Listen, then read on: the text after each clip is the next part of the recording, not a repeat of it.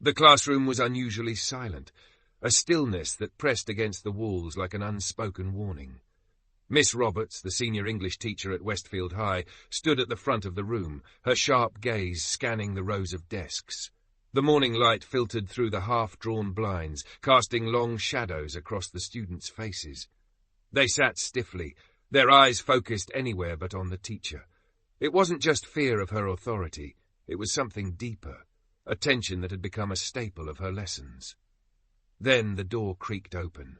All heads turned toward the source of the sound, and in walked Jasmine King, a slender girl with skin the colour of polished mahogany and braids that swayed rhythmically as she entered. Her backpack was slung over one shoulder, her face calm but resolute, like someone who had braced herself for a battle before even stepping onto the battlefield. Jasmine had only transferred to Westfield High last week, but already she was acutely aware of the weight of eyes following her every move. Miss Roberts' lips tightened into a thin, unforgiving line. "Ah," she said, her voice dripping with false sweetness.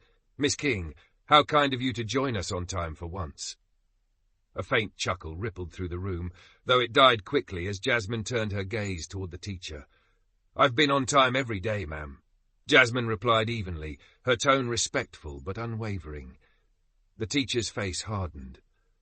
"Well, let's hope that trend continues," Miss Roberts said, pivoting back toward the chalkboard.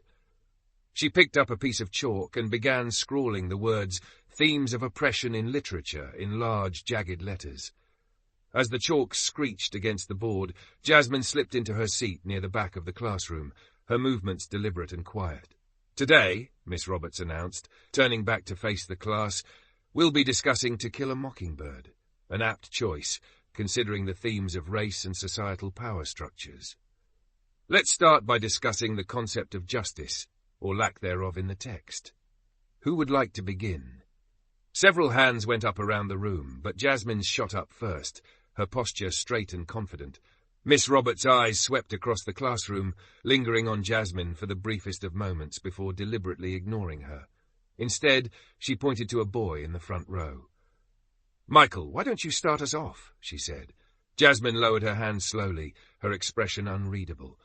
The boy fumbled through his answer, mumbling something about fairness and courage, and Miss Roberts nodded with exaggerated approval.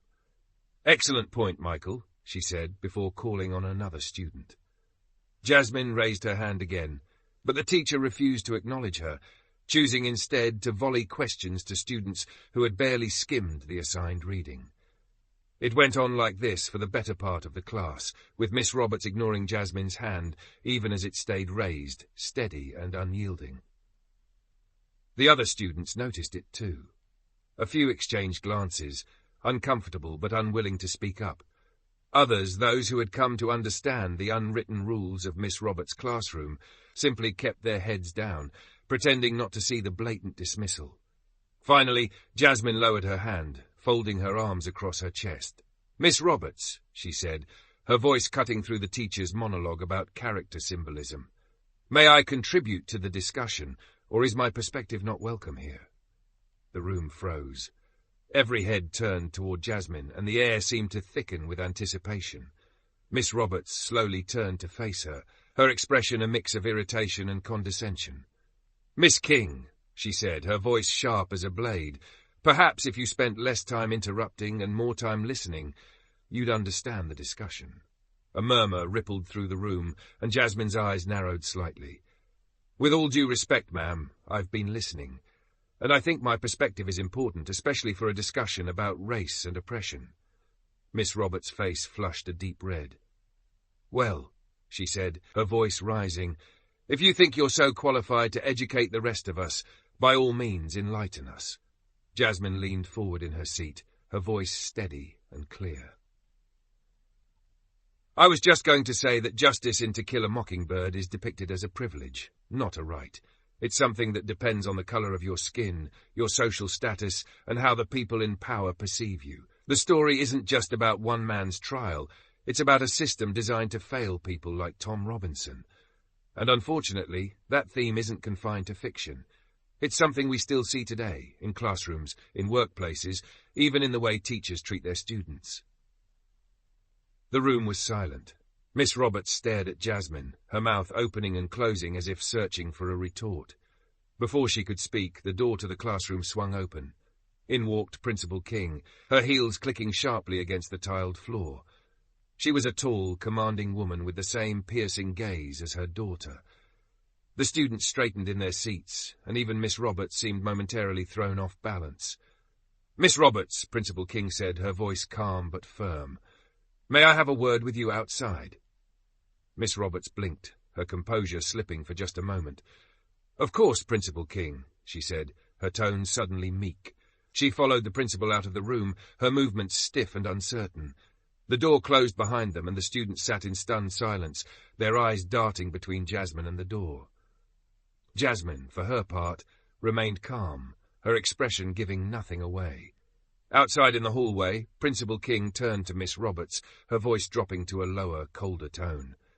"Miss Roberts, do you have any idea who that young woman is?" Miss Roberts stammered, her usual confidence nowhere to be found. She's a new student, Principal King. She's my daughter," Principal King said, her voice cutting through the teacher's excuses like a knife. "And she's been keeping me very informed about her experience in your classroom." Miss Roberts paled. "Principal King, I assure you there's been some misunderstanding." "The only misunderstanding," Principal King interrupted, "is that you thought your behavior would go unnoticed.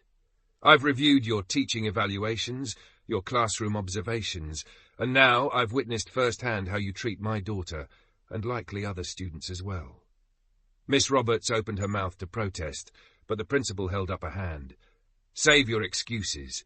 You'll be placed on administrative leave effective immediately while we conduct a formal investigation. In the meantime, I suggest you reflect on whether teaching is the right profession for you."